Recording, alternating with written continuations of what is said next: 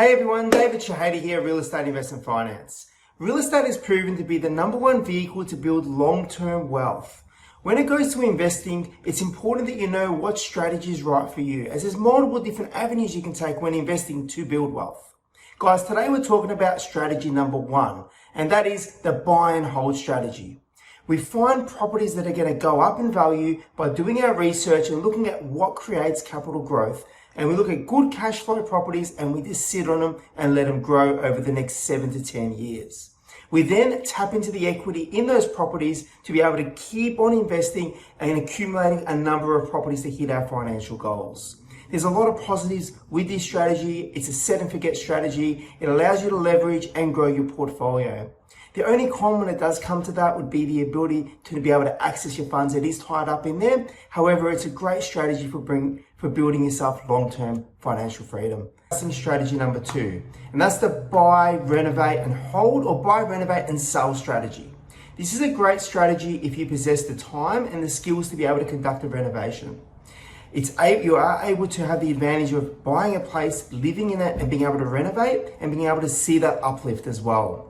The other side of being able to do that is it does take a lot of transaction costs. When you are purchasing, you do have costs such as stamp duty and legal costs when you do buy. You do have holding costs and then sale costs. So it's important that you identify in the right area to be able to find a project where you can conduct a renovation and be able to still see that profit there.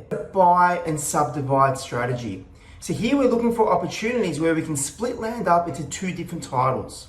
The benefits of being able to do that is you're able to have instant equity manufactured in the right market by being able to split those 2 properties up to 2 separate titles, which then gives you the ability to be able to sell both of those lots.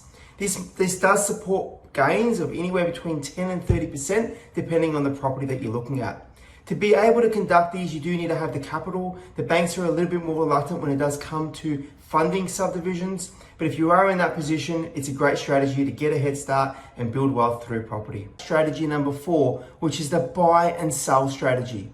It's where you go out and you acquire properties in a rising market, you hold them and you sell them for a profit. Guys, when you're looking to do that, it's important that you really do your feasibility in identifying what your buying costs and selling costs are. On average, your costs between buying and selling equate to around about 10% of the purchase price.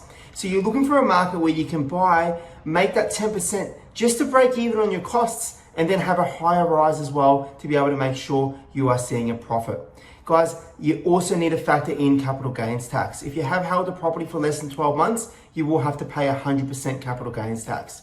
If you have held the property for over 12 months, you do see a 50% discount. We're going to discuss the off-the-plan strategy, and that's where we're buying property based on today's prices with a future settlement date.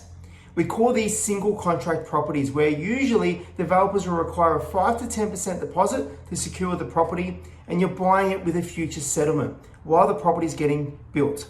So most of the time, this strategy could be properties that are going to be anywhere between 12 and 24 months away from completion.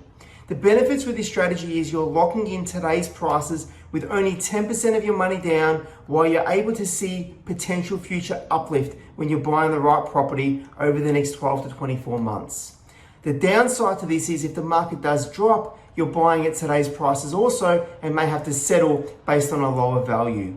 Guys, the off-the-plan strategy in a rising market is extremely popular and a great way to have a little bit of your money working for you in the background. The house and land package strategy. And that's where we go and identify land and we engage a builder to be able to build a property for us on that. The benefits of doing this is there's massive incentives from the government to be able to build, and they include reduced stamp duty. When you're buying land and building, you only pay stamp duty on the land.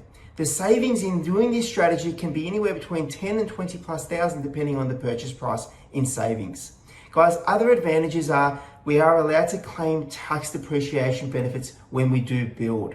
And that can equate to tens of thousands of dollars a year in tax savings for you, where the government allows us to depreciate the fittings in a brand new home. Guys, other advantages on the house and land package strategy is you do get a builder's warranty, you have low maintenance costs, and you can benefit from the property going up in value while you are building it. The only things to keep in mind is that you do need to fund the loan while the house is getting built through drawdowns over the construction period.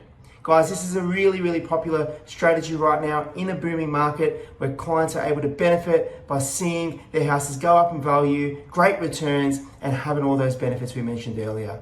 Thanks guys, and we'll see everyone really soon. Cheers.